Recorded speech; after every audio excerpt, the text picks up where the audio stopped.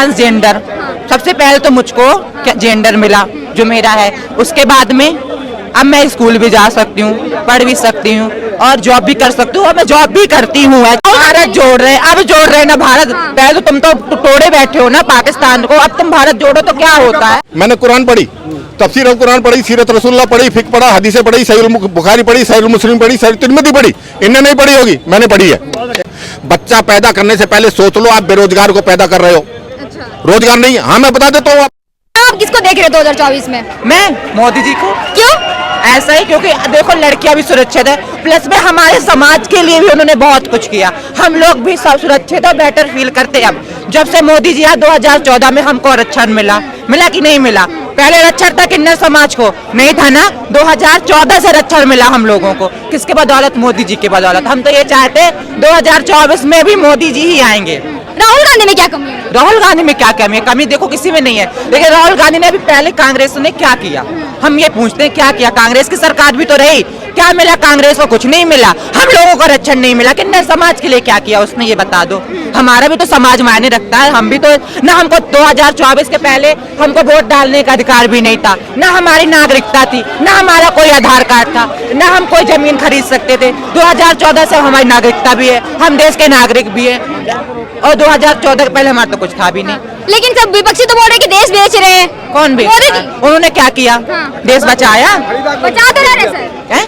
भारत जोड़ो यात्रा करके उन्होंने जोड़ा है, बचा रहे हैं। कुछ नहीं कर रहे, से फिर रहे हैं वो। अब बोल रहे सभी कि मोदी जी बौखला गए हैं इंडिया नाम सुनकर, इसलिए उन्होंने इंडिया हटा के भारत रख रहा। ऐसा कुछ नहीं है। हाँ। इंडिया तो अब नाम हुआ ना हमारा।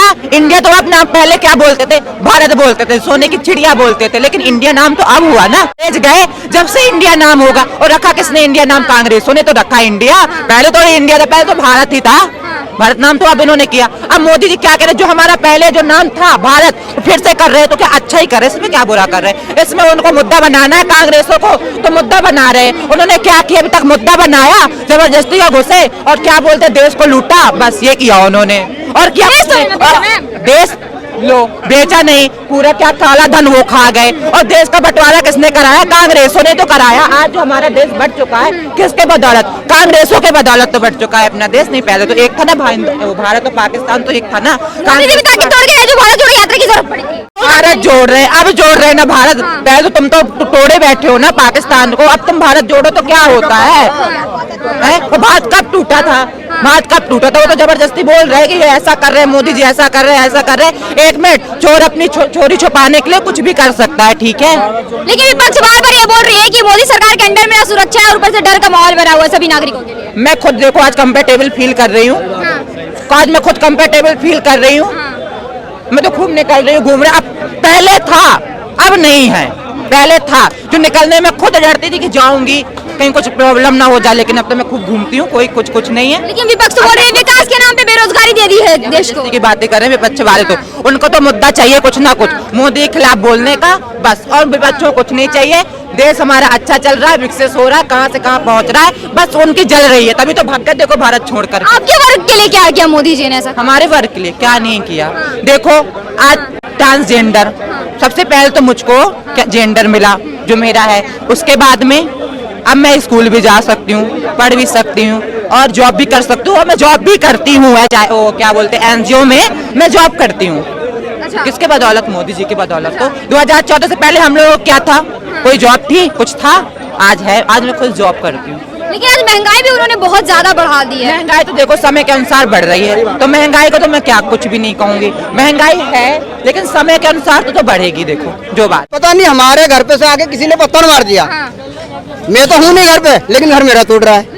वो थोड़ा सा उसमें थोड़ा सा वो होना चाहिए। हमारी तो दोनों ही बराबर है। आपके घर पे कोई भी आके पत्थर मार देगा, हमारे तो घर में नहीं घुसता। देखो मैडम, मेरा नाम सुरजीत यादव है। मैंने कुरान पढ़ी, तफसीर कुरान पढ़ी, सीरत रसूलुल्लाह पढ़ी, फिक पढ़ा, हदीसें पढ़ी, सहीह बुखारी पढ़ी, सहीह मुस्लिम पढ़ी, सहीह तिरमिज़ी पढ़ी। इनने नहीं पढ़ी होगी, मैंने पढ़ी है। मैं एक चीज जानता हूँ, जानता हूँ कुरान में कितनी आयत किस बारे में, गैर मुस्लिम के लिए किसके लिए क्या लिखा है मैं जानता हूँ। मैं कहता हूँ स्कूलों में शिक्षा कुरान की आवश्यक होनी चाहिए, ताकि पता लगे कुरान में क्या लिखा है, क्या कारण है।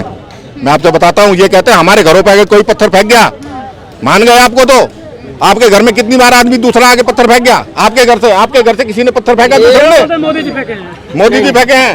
एक परिवार इतना गुस्सा नहीं होता जैसे छत भर हुई है। बताता हूँ, एक परिवार छतों पे बोरियों के हिसाब से पत्थर हैं, बोरियों के हिसाब से पत्थर हैं, गुलेले रखी गई हैं। सुनिए, मैं आपसे एक बात बताता हूँ। मोदी को गलत बताएंगे। नहीं भाई, हम आपको नहीं कह रहे, हम आपसे क्या कह रहे हैं, एक भी मुस्लिम सामाजिक यात्रा पर पत्थर हुआ हो?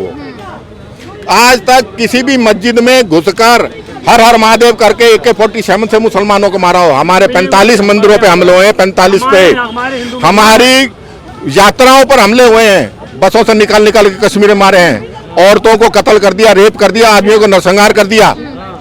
हमने सहा है, मुसलमान ने नहीं सहा इस भारत में, हिंदू ने सहा है आजादी के बाद। हमारी, आपको पता है बेटा, 2003 केरल मलाड बीच मस्जिद से भीड़ निकलती है, 8 हिंदुओं का गला काट देती है, 12 के हाथ पैर काट देती है। पता है आपको? डालो अभी मलाड बीच डालो, केरल के मलाड बीच में 2003, 20 साल पहले की बात है।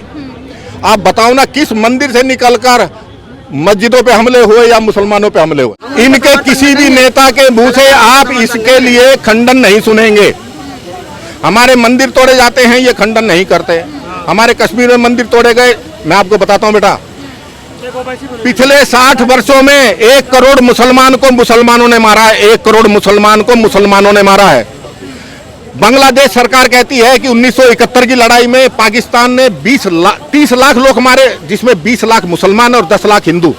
आज तक इनने 20 लाख मुसलमानों की मौत पर, मैं अभी वीडियो निकाल के दिखा देता हूं, प्रधानमंत्री ने यूनाइटेड नेशन में कहा है, सबको पता है, उसने केस कर रखा है पाकिस्तान पे यूनाइटेड नेशन में। 30 लाख लोग मार दिए, 20 लाख मुसलमान। ये 20 लाख मुसलमान पे हल्ला नहीं करते। ये 780 मुसलमान जो गुजरात में मारे गए थे, उसके लिए करते हैं। क्यों करते हैं? मैं आपको एक बात बताता हूं, मोदी जी ने गुजरात दंगा होते ही मध्य प्रदेश की सरकार, राजस्थान की सरकार और महाराष्ट्र की सरकार को फैक्स करा, मुझको पुलिस दो, पुलिस भेजो, दंगे हो गए। तीनों कांग्रेस की सरकारों ने मोदी को पुलिस देने से मना कर दिया। क्यों मना कर दिया? कि पुलिस जाएगी तो दंगा रुक जाएगा। मोदी ने किस लिए मांगे थे? दंगा रोकने के लिए तो मांगे थे। फिर CBI ने पकड़ लिया मोदी को कांग्रेस के टाइम में कि तू दंगे करा रहा है। भाई पुलिस तो कांग्रेस की जाती, कांग्रेस सरकार मध्य प्रदेश में, वो उन्हें पुलिस क्यों नहीं भेजी गुजरात में? ऑन रिकॉर्ड है ये। गुजरात में पुलिस कांग्रेस वालों ने नहीं भेजी कि गुजरात में दंगे रुक जाएंगे तो इसको हम पापी कैसे बोलेंगे, इसको दंगे कराने वाला कैसे बोलेंगे? बात समझ रहे हो? उसके बाद कांग्रेस ने CBI बैठाई, अमित शाह को पकड़ के ले गए। अमित शाह को मोदी को 10-10 घंटे 4-5 दिन तक बुलाया। मोदी वहां भीड़ लेके नहीं गया, अकेला गया और साफ निकल के आया। कांग्रेस की सरकार थी, क्या दिक्कत आई? कहीं वो मोदी का कहीं भी दंगे में कोई इतना सा भी वो नहीं मिला। लेकिन आप किसी भी मुसलमान से ये नहीं सुन सकते, ये नहीं मान सकते कि ऐसा नहीं हुआ। अब ये यूं कहते हैं साहब EVM का घपला है। दिल्ली में इलेक्शन हुआ तो आम आदमी पार्टी ने EVM में घोटाला कर दिया, सारी सीट ले गई। समझ रही है बेटा?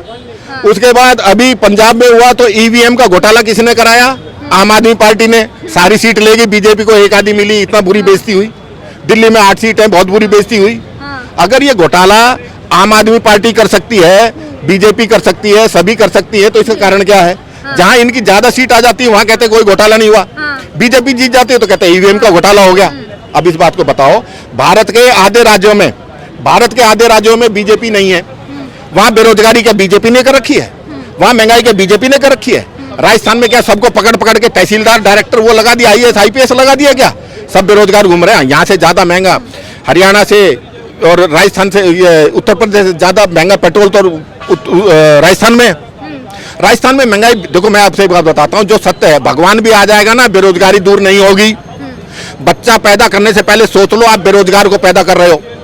रोजगार नहीं है, हाँ मैं बता देता हूँ आपको, रोजगार नहीं है। 40 साल से नहीं है, मैं 60 साल का हूँ बेटा। 45 साल से मेरे को ही रोजगार नहीं मिला। मैंने भी खेती कर कर, अभी मैं खेती करके अपना गुजारा कर रहा हूँ। समझ लो, खेती में भी मैं कमा लेता हूँ, थोड़ी बहुत ठेकेदारी कर रहा हूँ। लेकिन बेरोजगारी भगवान भी आएगा ना, दूर नहीं हो सकती। कांग्रेस आएगी तो भी दूर नहीं होगी, दूसरी पार्टी आएगी तो भी दूर नहीं होगी। आपको रोजगार खुद ढूंढना पड़ेगा।